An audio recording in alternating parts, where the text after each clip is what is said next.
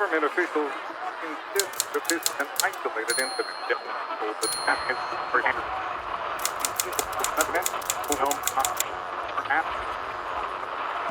we will continue to keep you informed as this story unfolds.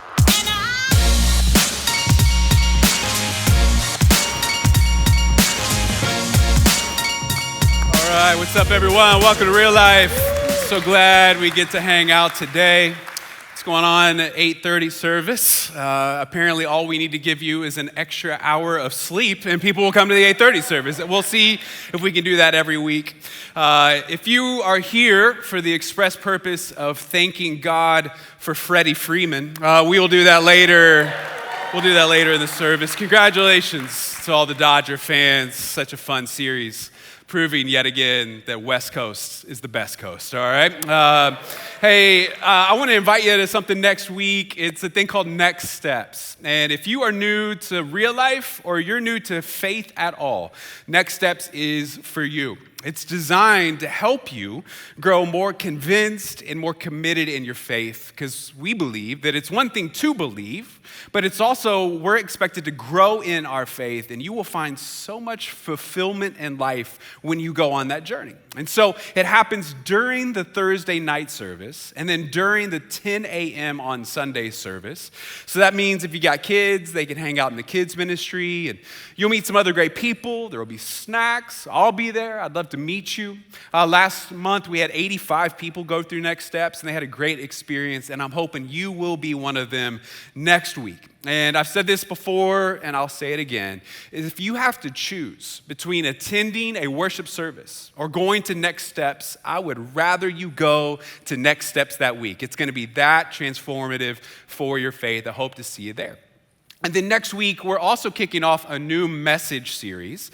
And here was my feel, is that after this election season, and then as we head into the holiday season, I think we could all use some help getting along.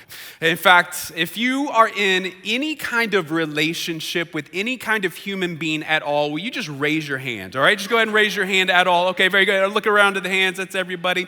The number of hands raised right now represents the number of people that need help with their relationships. There is not a single one of us that is perfect, not a single one of us that has it all figured out. And so for the coming weeks, we're going to look at biblical principles that will help us move from just surviving our relationships to truly thriving in those relationships. And so I can't wait to kick that off next week. But as for today, we are wrapping up a series we've been in for the whole month called Neon. And the big question that we've been wrestling out together is, how do I live for Jesus in a world that isn't?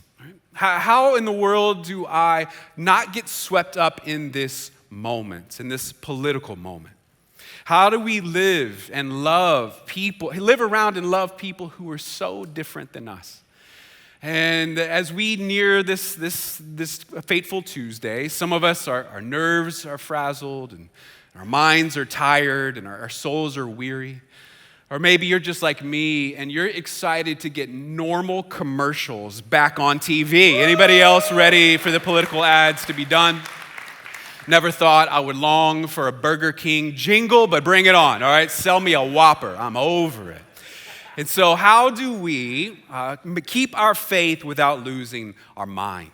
And our model throughout the whole series has been this guy in the Bible named Daniel. And if you have a Bible or a Bible app, I'd love for you to head there. It's this book with his name on it. Daniel chapter 6 is where we're going to wrap it up. And throughout the series, here's what we've seen. We first met him as a teenager who was kidnapped from his homeland, forced to live in a foreign land, learn a foreign language, be exposed to foreign ideas with the hope that he would change his mind.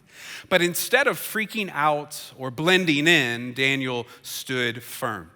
Then we saw him under extreme pressure from a completely unreasonable boss, and Daniel was actually able to contribute to the thriving of a culture that he really wished was different. And then last week, our friend Kyle told us about Daniel's 3 friends that refused to conform to the cultural norms under extreme persecution. And instead, they saw God come through in a way that only he can. And today we're going to look at one more episode in the life of Daniel, and it might sound familiar to you, but what I'm convinced of is that it will be both encouraging and challenging even in the next couple days. Let me ask you, have you ever tried to learn a new skill or adopted a new hobby? Like maybe during those COVID months, you got really bored, and so you tried to learn something new, or in the kitchen, you tried a new dish that was really outside your wheelhouse, or maybe you're one of the hundreds and thousands of new pickleballers all over the country. And I have to admit that I am a serial hobby starter and hobby quitter, all right? I can start a hobby so fast and I will quit it faster than I started it. I do it all the time. In fact, when I was in college, one day I got this notion that I was going to learn to speak Italian. I don't know why I wanted to learn Italian. I was 19, 20, so it was probably to impress a girl. And then so here's how I did it, is that I checked out cassette tapes from my college library because I am a very old person. And that's what you did in the 1900s. And so I took the cassette tape and I put it in and I listened to the first 5 minutes of that Italian lesson. And then I popped it right back out and said, nope, all right, I am not gonna learn this. This is way too hard. What you and I know is that there is a major difference between trying and training. It's one thing to try really hard to do something for the very first time. It's an entirely different experience to train over an extended period of time toward a skill or toward an accomplishment. There are things that take weeks and months and years to become proficient in, much less master. And you and I, we wouldn't show up to the starting line of a marathon without exercising first. And we wouldn't get on stage for a spelling bee without studying first. But when it comes to spiritual grit, or spiritual tenacity, spiritual perseverance, we often underestimate the amount of training that is involved. So often we fool ourselves that in a moment, I can reach into my bag and pull out a spiritual discipline that I've never done before. And so I try really hard in the moment to be kind. I try really hard in the moment to be patient. I try really hard in the moment to be loving with someone that's really different than me, and then it doesn't work immediately. And I might even come to the conclusion that maybe I'm not good at this. And we will quit on our spiritual growth as fast as I quit on those Italian lessons. And what we're going to see in Daniel's life is that Daniel's faithfulness, his ability to serve God his entire life, was not the result of trying really hard in the moment. Instead, his spiritual resilience was the result of training for years and years on end. Here we go, Daniel chapter 6, verse 1, it starts like this. It says, Darius, the Mede, decided to divide the kingdom into 120 provinces, and he appointed a high officer to rule over each province. The king also chose Daniel and two others as administrators to supervise the high officers and protect the king's interests. Daniel soon proved himself more capable than all the other administrators and high officers. Because of Daniel's great ability, the king made plans to place him over the entire empire. Now, if you've been hanging with us throughout this series, we've been following the life of Daniel, and you may notice that this king's name is different than the other king's name. When we first met Daniel, he was serving King Nebuchadnezzar. Now he's serving King Darius, and believe it or not, there was a second king in between both of them. This is the third king that Daniel has served. Daniel has worked within 3 different administrations, but the culture has never moved toward Daniel. The king still didn't believe in the one true God, and Daniel's neighbors were still worshiping idols, and the culture was aiming at completely different moral targets than Daniel ever would have wanted. But Daniel's service in the midst of less than ideal circumstances earned him influence. He served with patience and humility, and he had great work ethic. And even though he was living in a place that he didn't want to live, around a bunch of people that weren't like him, he grew to where the king trusted him. But if you've ever grown in influence in your own life, then you know that with more influence often comes more detractors. Look what happens in verse 4. It says, then the other administrators and high officers began searching for some fault in the way Daniel was handling government affairs. But they couldn't find anything to criticize or condemn. He was faithful, always responsible, and completely trustworthy. So they concluded, our only chance of finding grounds for accusing Daniel will be in connection with the rules of his religion. So the administrators and high officers went to the king and said, long live King Darius. We are all in agreement. Look at this list. We administrators, officials, high officers, advisors, and governors. So if you thought the American government came up with complicated committees to run the country, just know it's been going on forever, all right? Way too many people involved. And he says they agreed that the king should make a law that will be strictly enforced. Give orders that for the next 30 days, any person who prays to anyone, divine or human, except to you, your majesty, will be thrown into a den of lions. And now, your majesty, issue and sign this law so it cannot be changed, an official law of the Medes and Persians that cannot be revoked. So King Darius signed the law. Now, after 70 years of government work, Daniel's detractors could not find any evidence of anything shady that he had ever done. He was always faithful. He was always responsible. He was completely trustworthy.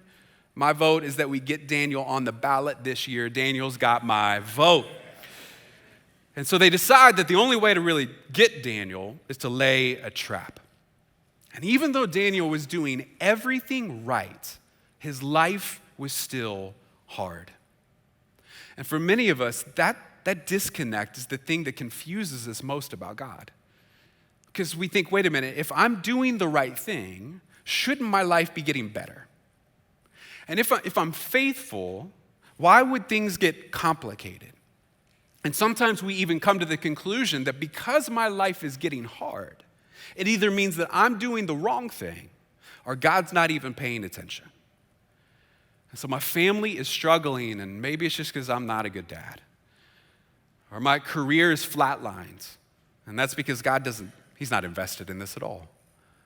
Or none of my friends that I keep inviting to come hang out with me here, they always reject me. And if I was more likable, then maybe they would listen. And if I was just better at this, or if God was paying more attention, then life would get better. But friends, can I ask you, what if hard isn't the same thing as bad? What if the challenges that we're facing right now aren't always a bad thing? I mean, look at Daniel. All he had done was live a life that was faithful to God, and he held true to his convictions, and he served sincerely across multiple administrations, and what was his reward? His co-workers laid a trap for him so that it would end his life at the mouths of hungry lions. Now, to be clear, sometimes the circumstances in our lives are a direct result of the decisions that we make. Sometimes our anger does lead to marital strife. And sometimes our lack of discipline does lead to mountains of debt. And sometimes our selfishness does create our own loneliness. So it is important for us to take responsibility for what we do create. But it's also important for us to acknowledge so much is outside our control. And if you're here today and maybe things have been harder than you thought they would be, things haven't gone to plan, it's pretty confusing, I'd like for you to watch how Daniel's life plays out. I think it'll be an encouragement to you. And so the trap has been laid that if Daniel prays to his God, if Daniel prays to the one true God, then he would be technically breaking the law, and it would mean the end of his life. It is quite the moral conundrum. And I just want you to ask yourself right now, what would you do? Man, what would I do? What decision would I make in the midst of such intense circumstances? Look at Daniel's response in verse 10. And when we get to an underlined phrase, I'd love for you to read it out loud with me so you can hear yourself say it. I think it'll help it sink into our heads, into our hearts. Let's read verse 10 together. It says, but when Daniel learned that the law had been signed, he went home and knelt down as usual, in his upstairs room with its windows open toward Jerusalem. He prayed 3 times a day, and here we go, just as he had always done, giving thanks to his God. Friends, if you're taking any notes, if you're writing anything down today, will you write down those 6 words? It might be the most important thing you hear all day. Just as he had always done. Spiritual resilience and spiritual grit is developed over time, not in a moment. But you and I, we live in a culture that celebrates moments. Think about when you watch the ball game. What do they show or the highlights later that night? Well, what they show is the last second shot that wins the game. They show the inbounds pass to the star player who takes a couple dribbles to his left, crosses up the defender, rises up over an outstretched arm and hits that 3-pointer to win the game for his team as the backboard turns red and the crowd goes wild. That's what we see is the moment. What we don't see are the hours and hours of practice in the gym by themselves. We don't see the millions of practice free throws. We don't see the knee surgeries and the ice baths. All we see is the moment. Or what about moments of disaster when we're watching the news? What we see are incredibly courageous women and men that serve as first responders who are running into the danger that everyone else is escaping. And we look at them and we think, man, I'm so grateful for them and what courage it takes. But what you and I don't see are the classes that they took and the practice exercises. We don't see the nervous families at home praying for a safe return. All we see is the moment of heroism. We don't see the practice and the training that got them there. The reason Daniel was able to respond with courageous faith and with spiritual tenacity is because it's what he had always done. You see, what we always do comes out in crisis. So if you want to know what you would have done if you were Daniel, the answer is actually really simple. It's what you always do. Crisis isn't the time to develop new habits. Crisis is when the results of our training show up. It's when old habits show up. Do me a favor, will you raise your hand if in a moment of stress or frustration or anger, you have said something out loud that you immediately regretted? Just go ahead and raise your hand. All right, that ought to be every hand. If your hand is not up, you're a liar. And we're going to talk about telling the truth next week. But how many of us, after that moment, we said something like this to hopefully make it a little better. We said, I don't know where that came from. It's not me. It's not kind of the person I want to be. That's not actually what I think. That's not actually what I feel. I don't know where that came from. And Jesus, very lovingly from 2,000 years ago, says, I do. Check out his words in Luke chapter 6. He says, a good person produces good things from the treasury of a good heart. And an evil person produces evil things from the treasury of an evil heart. What you say flows from what is in your heart. Jesus is saying in those moments of stress and in those moments of frustration, what comes out is a reflection of the treasury. It's what we've been storing up. The treasury in our hearts are the images that we consume and the messages that we believe and the temptations that we tolerate. And what shows up on the outside is what we've been collecting on the inside. And so moments of crisis and moments of stress are not the time to just try really hard and hope we have the willpower to pull something off. In fact, moments of crisis are where our training is going to be showing up. And we have to decide in advance who we want to be later. You see, if you and I wait until the moment, it's already too late. And so the time to decide whether we are going to honor people with our speech, even when they're not in the room to defend themselves, is before we're invited to participate in the office gossip. And the time to commit our relationships to sexual purity is before it's 10 p.m. and it's dark out and you're watching Netflix and his roommate is out of town. The time to decide to be generous, to be sacrificially generous, is before we get invited to the group trip to Cancun. If we wait until the moment, it's already too late. Our willpower is not strong enough. Daniel's life and our life is a result of training, not trying. So Daniel's training led him to the same place, to do the same thing that he had always done. He was going to pray to God. And did you notice the content of Daniel's prayer? Look at it again in verse 10. It says that he was giving thanks to his God. Daniel didn't pray that God would change the law. And Daniel didn't pray that his enemies' lives would fall apart. Daniel was grateful, even though he was praying under the threat of death. He was grateful that God gave him another day and that he put air in his lungs. And that yet again, Daniel was presented with an opportunity to glorify God by being willing to be different. You see, gratitude is a condition of our heart, not our circumstances. Daniel knew that his faithfulness to God might cost him his life, and his prayer was, thank you. Now, if you're anything like me, my prayers often consist of me pleading to God to change the quality of my circumstances, and then when he does, then I'm grateful. But Daniel was actually grateful in the midst of terrible circumstances. His gratitude was unconditional. Now, I got to admit, I'm not always like Daniel. Daniel's better than me, but there was a couple weeks ago, I tried to be like him. I was having one of those days where everything was getting on my nerves. You ever had a day, you're better than me, you've never had a day like that, but I had a day like that.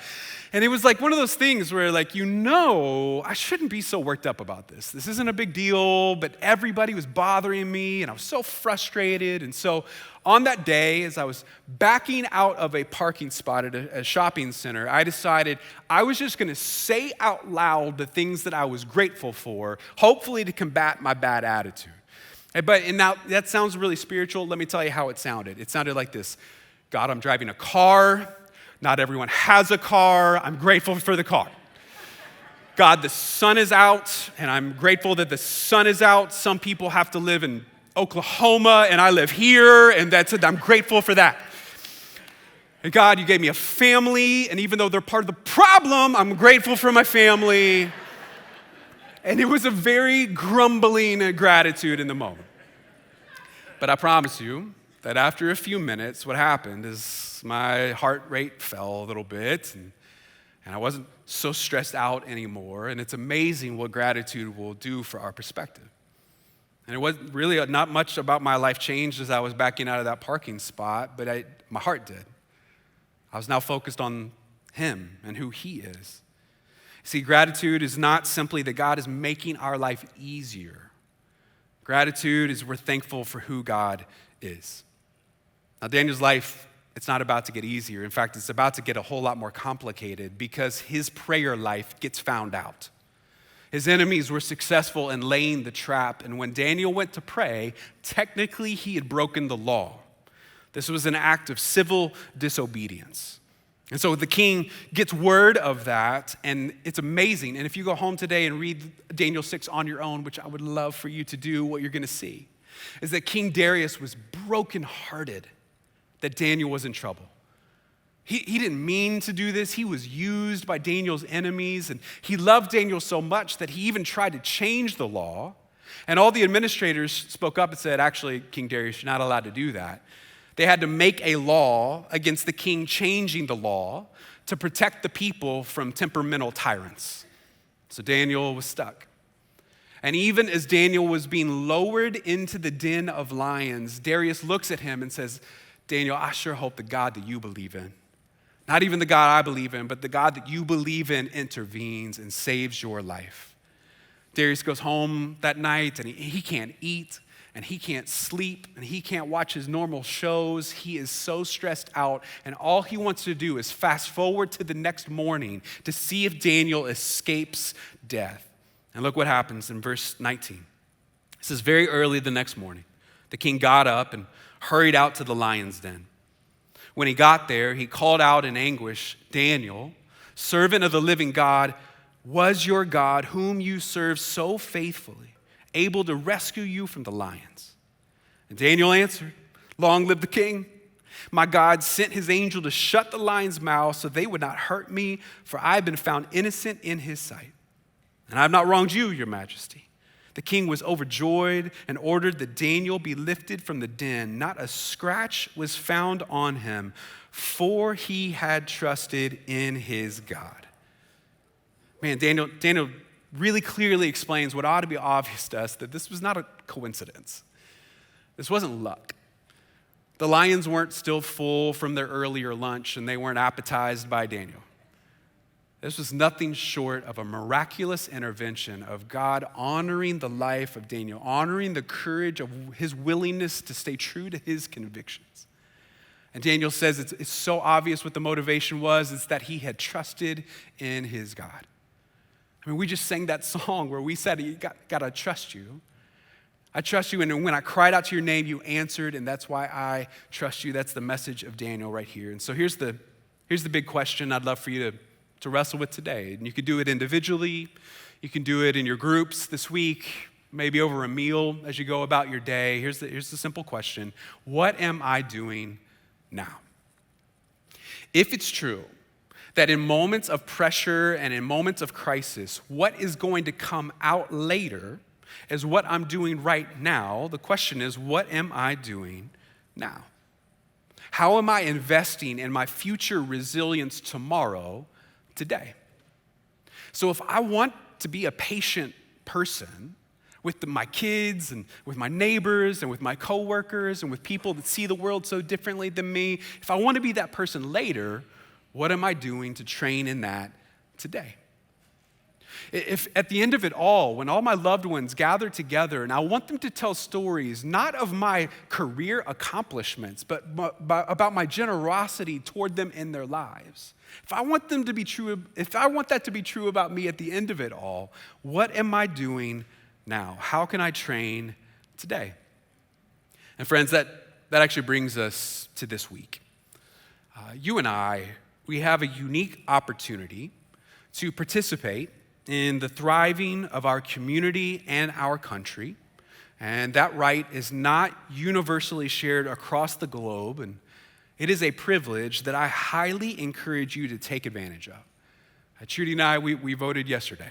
Shout out to the volunteers at Castaic Middle School for making it so easy, all right? We did our part.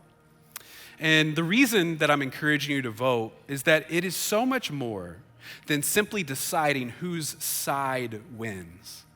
It's bigger than him versus her. In fact, we're helping shape things like the resources our local school teachers receive to educate children, and what kind of ingredients are allowed to end up in our food, and what constitutes a crime, and why our brother and sister might go to jail.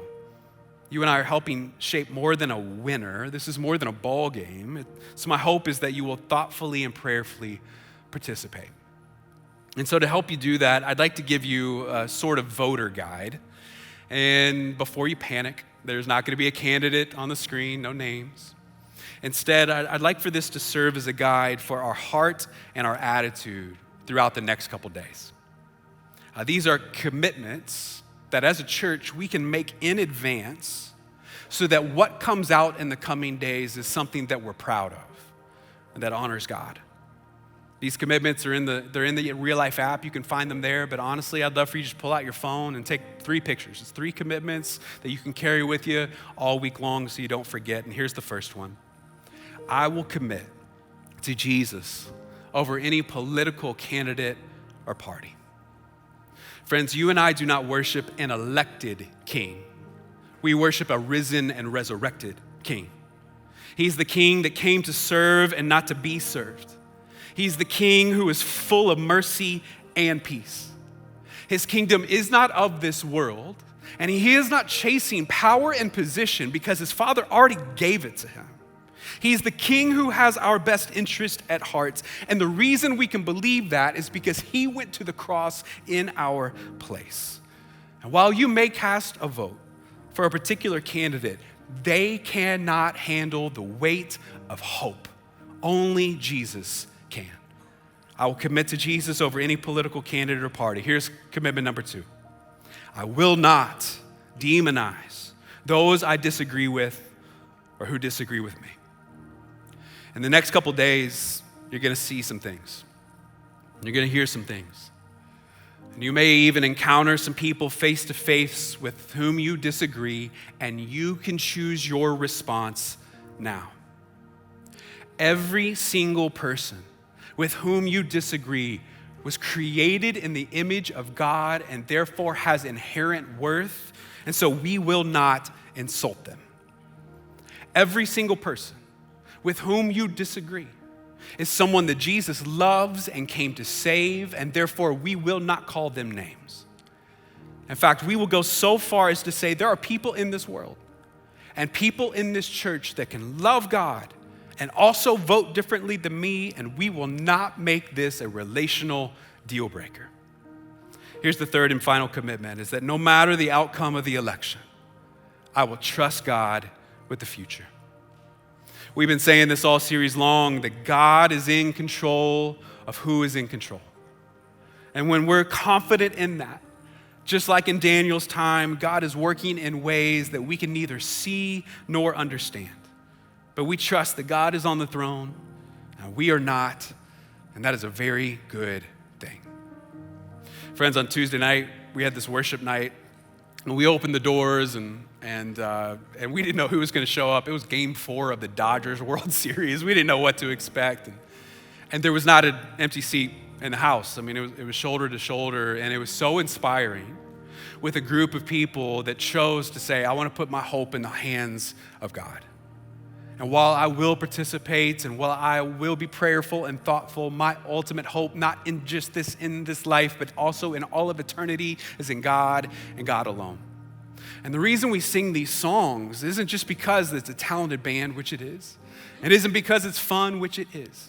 But it's so that we can remind ourselves of the truth that so desperately our soul needs. And so in this moment, will you join me by standing to your feet? May we sing one more song together, and as we trust God.